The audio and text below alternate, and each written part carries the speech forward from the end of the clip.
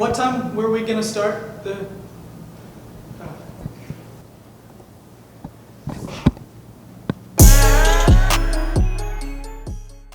What's up, everyone? Welcome to the first episode of the Challenge Weekly. I'm Chris. Hey, I'm David, and the Challenge Weekly is a chance for us to bring together students from our community every Sunday night at 8 p.m. We're kicking off the night with Amped Up Spicy Nugget Challenge with Sam.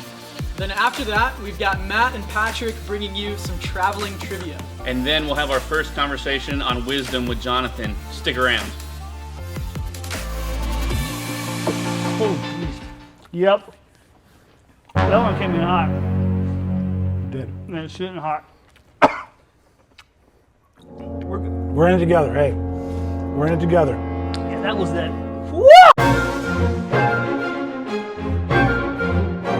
Hello, my name is Sam with the Challenge Weekly, and this is Amped Up, the show of hot questions and hotter nuggets. Joining me today is Patrick Harnathan from Fort Walton Beach First.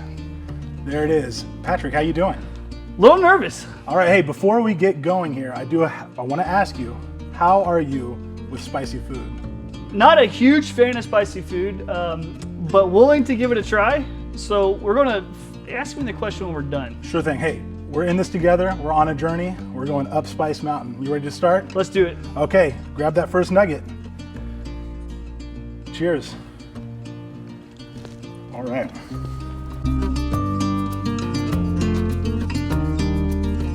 Starting off with a little bit of sriracha heat. And here's your question. I'm sure you've heard of the phenomenon phantom limb. It's when an amputee feels like they still have their appendage, might feel pain. I know you're a father of two, as am I, and I've experienced something called phantom poop, where you swear you smell poop, but you can't find where. Have you ever experienced that? And if you have, how disorienting is it? I can honestly say I haven't experienced that. So I may be in like the rare company of not having to deal with it. But I'm sorry you've had to. It's okay. From dad to dad. Follow-up question. Before you became a parent, how often did you talk about poop? And since becoming a parent, have you talked about poop more? So before being a parent, probably close to none, unless you're in a middle school boys setting. And we've both been there. Millions of times. After parent is a daily conversation, breakfast, dinner, lunch, or any time during the day. Yeah, absolutely. Nonstop. Hey, I get that. Perfect. Hey, you ready to move on? Let's do it. All right, this next sauce is a red jalapeno sauce. Moving down. How you feeling spice-wise? Hey, a little sweat coming, but we're doing all right. Here we go. Cheers. The first one was just terrifying. Hey, after this one, I got 4 more. Here's your second question. As a graduate of Huntington College, go Hawks, and as we are sending our seniors off to college right now, what was the hardest part of transitioning from high school to college for you? I think the hardest part for me was, in reality, my high school was larger than my college, numbers-wise. Yeah. And also having to figure out new friend groups. You're comfortable, you've been with people probably from birth until you graduated high school, and then you're being thrown into a new city, a new state, and you're having to find new friends and make new friends that, will hopefully last a lifetime. And luckily I've had a few. That's great. So if you had one piece of advice to give to outgoing seniors about what next year holds, what would it be? My biggest thing I always tell seniors is make sure you find a good group of core friends that are going to hold you accountable, and that are going to be there for you, and lead you down help guide you down a path that that God's set out for you ahead of time. Excellent. Hey, we're just going through these. You ready for number 3? Yeah, we'll find out. This is a horseradish sauce. This is actually one of my favorites. Is it? So, for what that's worth. Nothing. Cheers. Got a little different taste to it. I'm not a mustard fan. But you like the sauce? I never said that. Okay. I just said it tastes different. That hurt me. All right, I'm sorry. This is hurting me, so it's okay. We'll call it even. Here's your question. Are you up for a game of Would You Rather? Do I have a choice? I mean, You could call it quits if this is too spicy for you. You could walk out that door, and we never have to see each other ever again in our lives. Pretty big threat. Let's do it. All right. Would you rather always wear shirts 2 sizes too big or 1 size too small? Too big. Okay. Respect. Would you rather have your farts be super stinky but silent, or super loud but not smell? I say loud. You gotta own it. I'm with you, You gotta own it. because that's not as disturbing, Absolutely I think, not. as the Yeah. pungentness. Yeah, absolutely. Right. You gotta own it. Would you rather have hands for feet or feet for hands? Hands for feet or feet for hands? I feel like I ask this question every week. What a weird question to ask everyone. Well, you play Would You Rather in Sunday school. Probably hands for feet, I think I'm with you. because feet for hands would just be I mean, imagine trying to. no. Weird, right? Okay. Would you rather be able to fly or breathe underwater? Fly. And this is Literally hot down the sauce road. number 4. This is where we kind of take a pretty big leap. Okay. You ready to turn this corner? Absolutely. Hey, we're in this together. I feel like we've already turned Right. it. We're going to make this happen. All right, here we go. And again, I just want to warn you, and we've touched this one, be careful around the eyes. Yeah, because this looks hot. This is terrible. And it's like dark red. All right. Just got your barbecue sauce.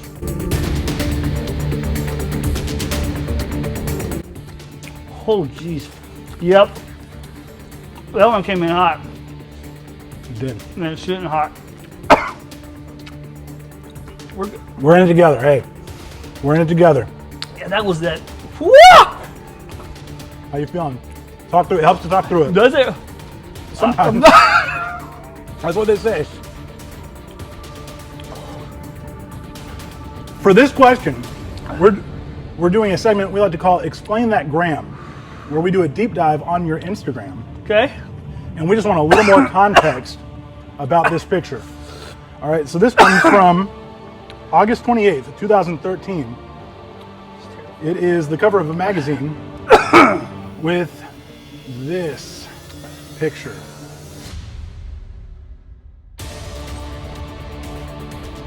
Probably. Woo!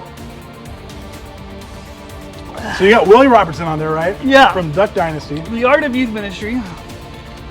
Probably because at the time, Duck Dynasty probably just came out.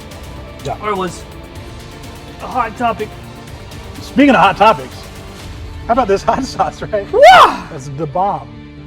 There are entire internet chat rooms devoted to how terrible this sauce is. That bomb just exploded in my mouth.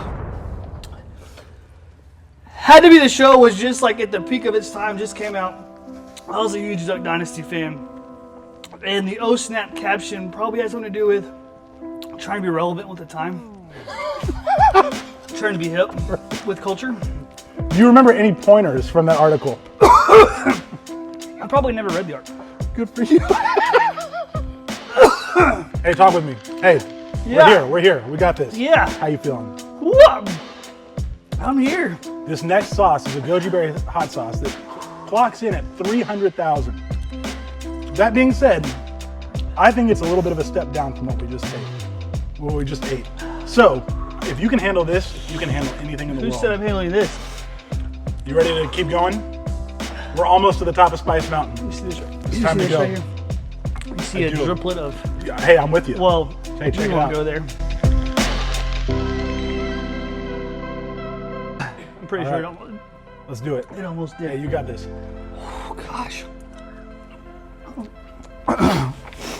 It's almost relieving, right? I'm not done yet. My nose is running. Mm-hmm. My sweat is pouring out of my Pores? whatever. I think that's why they call them pores. All right. Many people probably don't realize that you and I have known each other Ah, since 2007, 2008. That's over a decade. When we interned together at a church in Niceville.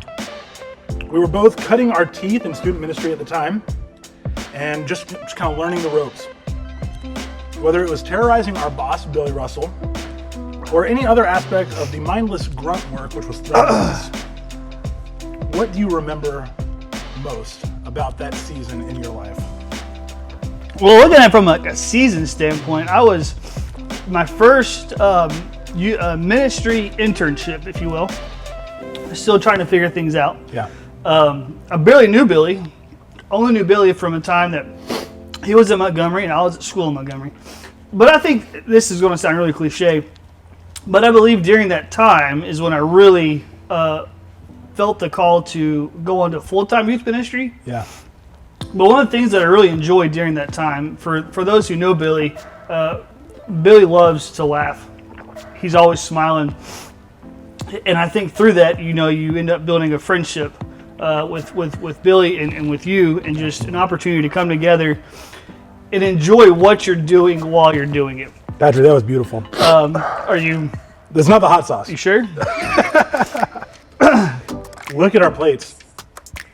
Are you proud of yourself? I'm proud of you. I'm proud of me.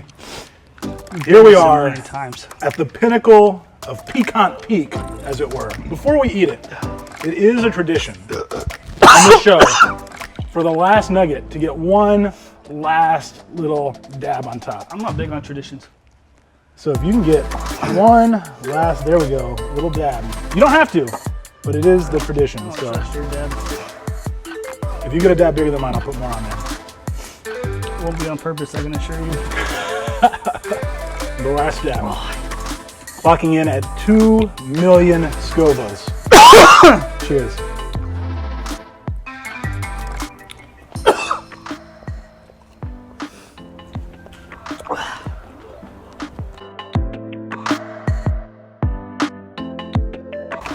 I'm going to die after this.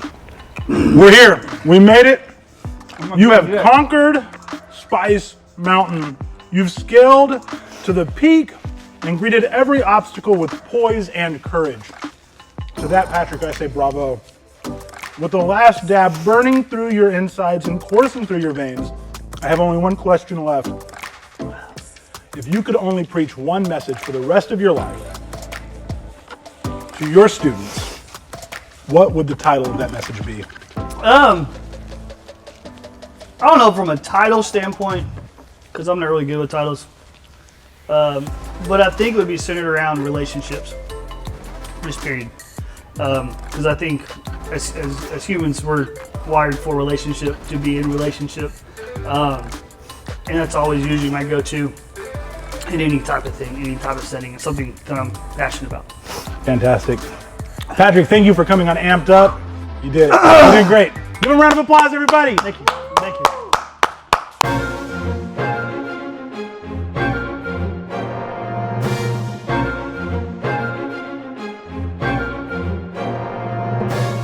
Hey, welcome to another episode of Traveling Trivia. I'm Matt. I'm Patrick. Hey, we're here to ask some kids from different churches some trivia questions. They have a minute on the clock. Let's do this thing. You ready? I think so. You ready to roll? Let's do it. Andy, you ready? Let's do it. Let's do it. Okay. All right. We'll start with question number 1.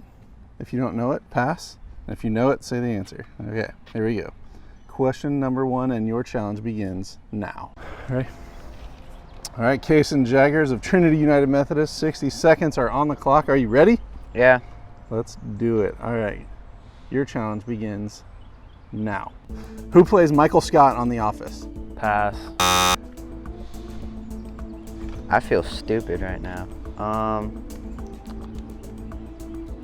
What is his name? I don't know. Which screwdriver has a head on the front that looks like a plus sign?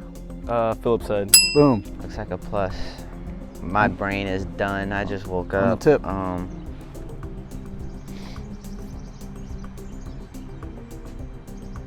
I'm really drawing blanks. I know these. Pass. What was WWE called before it had to change its name? Pass. Change the name. WWF. What is Ant-Man's real name? Pass. Don't know. What city was Jesus born in? Jerusalem. Perfect. Nazareth? What country is AC/DC from? I don't know. Pass. Just Scotland? What city is the Space Needle in America? Fort Walton. I have no idea. Who started Facebook? Oh, Zuckerberg. I don't remember. What time does Whataburger stop serving breakfast? 10:30. 11. And how do you say the word bacon in Spanish? Bacon. Vacant? Bacon? Oh, bacon. My years of Spanish did not teach me this. You ran the gauntlet. You got a few right. Awesome job. Thanks. I know nothing. My mind blanked on the first two.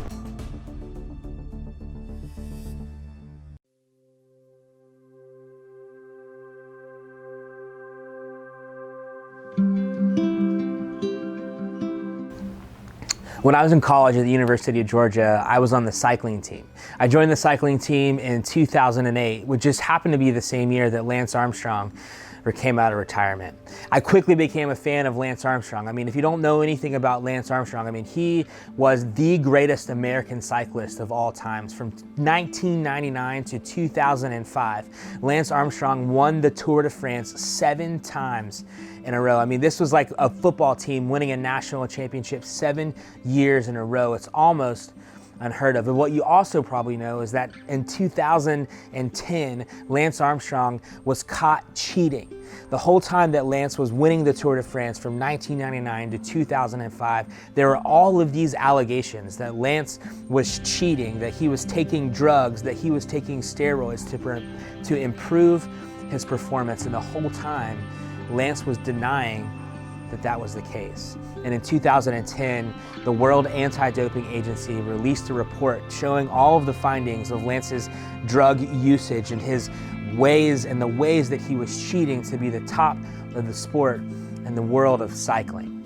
And then in 2013, Lance Armstrong did an interview with Oprah Winfrey. I'm sure you can find it if you search for it. But in that interview, Lance Armstrong was talking about the day that he was caught. He was talking about the day that the report came out, and it was true. It was found to be true that Lance Armstrong had been cheating throughout his career. He mentioned that in one day he lost $10 million of sponsorships. I cannot imagine what that would have been like. And as I was watching that story, it was just really fascinating to me because I seriously doubted that at some point Lance Armstrong woke up on a Sunday morning during the Tour de France and said, you know what, I cannot wait to ruin my life today. I cannot wait to ruin my reputation today. I cannot wait to ruin my career today. And I was watching this moment, and it was literally like watching a car crash when Lance was on this interview and Oprah Winfrey. It was like his life was falling apart around him, and I was just super interested and fascinated. How did he get there? How did he end up in that place?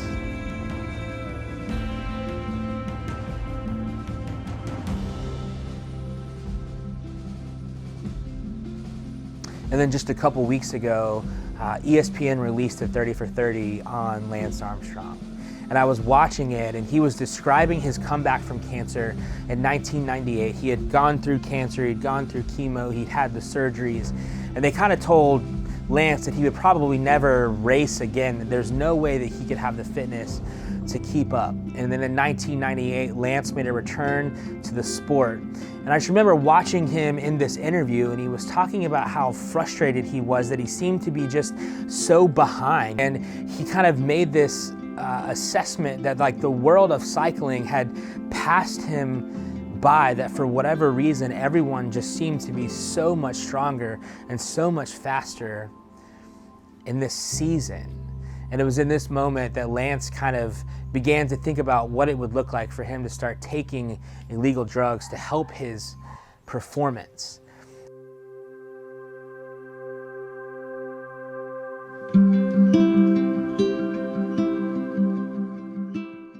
And then between 1998 and 1999, Lance decided that he was going to cross that threshold, that he was going to begin to cheat, that he was going to begin to take steroids to help his performance. And then in 1999, Lance won his first Tour de France. And I was thinking about that, and I was thinking about our lives, and I think our lives are very similar. Like, I don't think any of us decide to wake up and to make a really bad decision, and we don't decide to wake up and ruin our lives. But I think for a lot of us, there comes a point where we are given a choice. Can we go down this path that will ultimately lead to destruction? Or can we choose to continue to do the right thing, to continue to do the wise thing, to continue to go in the direction that God has for us to go? You see, Lance Armstrong made a small step, but then he had to keep making those same small steps over and over and over. And before he knew it, he was so far away from what was right that he didn't really know what was going on in his life anymore. He was in trouble. And I'm sure he woke up at some point and thought to himself, how did I get here? And I think the same is true for us. I mean, it could be something as simple as, I'm gonna lie to a parent about where I am, or I'm not even gonna tell the whole truth about what I was doing this weekend. And you know how that goes, is you don't tell the whole truth about what happened over the weekend, and then there's holes in your story, and so you have to keep lying, and you have to keep not telling the truth, and you have to keep telling people what actually happened when it didn't actually happen that way. And before you know it, you've dug yourself a super deep hole, and you're wondering, how in the world am I gonna get out? The writer of Proverbs tells a similar story.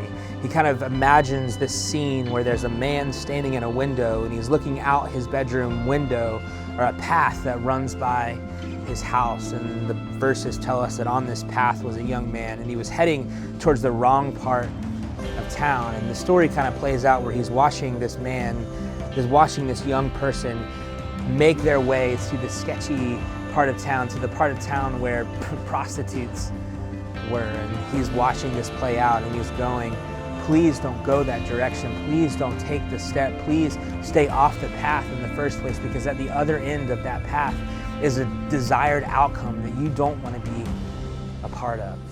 And I think the same is true for Lance, and I think the same is true for us. That at some point we have to stop and we have to ask ourselves, what path are we currently traveling down? Are we traveling down a path that will ultimately lead to good things? Or are we traveling down a path that's ultimately going to lead to a place where we wake up and we wonder, how in the world did we get here?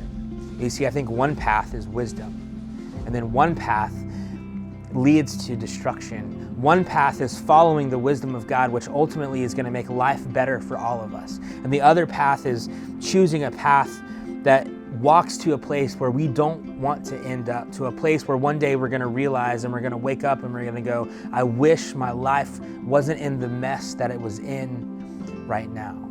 See, choosing to follow God is wisdom. Proverbs 3 tells us to trust in the Lord with all of our hearts, to lean not on our own understandings, but in all our ways acknowledge God, and He will make our paths straight. You see, as we talk about wisdom this summer, I think it's important for us to realize that wisdom is like a path that we're traveling down. That to choose wisdom is to follow the straight and narrow path that's going to make our life peaceful, and that's going to lead us to places where we eventually want to be. But choosing to ignore God's wisdom and to head down a path, even to begin to take a small step in the wrong direction, could eventually land us in a place where we wake up and we go, I wish my life wasn't here. I think if Lance Armstrong could go back in time, he'd maybe say, I wish I hadn't taken a path. I wish I hadn't taken a step in that direction. And I think he would look at us and say, pay attention to the path that you're walking down. And so to this week, as we kind of wrap up our first episode of the Challenge Weekly, my challenge to you is to really step back and to consider, what path are you walking down in this season of your life? Are you walking down a path that's ultimately going to lead you to a place that God has for you? Or are you walking down a path that's ultimately going to lead you to a place of destruction? The places that we're walking, the path that we're traveling down matters. And as we seek out wisdom, may we begin to walk the right path together. I'm going to pray for us, and then we'll see you guys soon. God, thank you for today. And God, I pray that you would give us wisdom. God, I pray that you'd give us wisdom to pay attention to the path that we're traveling down, to realize that it can just be a small step in the wrong direction that can ultimately lead us to a place that we wish we were not in. but God, that we can continue to take small steps in your direction. And when we do that, God, we will ultimately end up in the place that we want to be. Life will be better all the way around. God, I pray that you'd give us the courage this week to accept the challenge, to really look down at the path that we're traveling down. God, I pray that you'd help us to answer honestly, what path are we traveling down really? And God, we love you and we need you, and it's in the strong name of Jesus that we pray. Amen.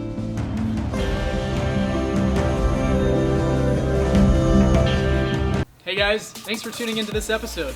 We hope you like what you saw. Don't forget to like and subscribe. See you next week.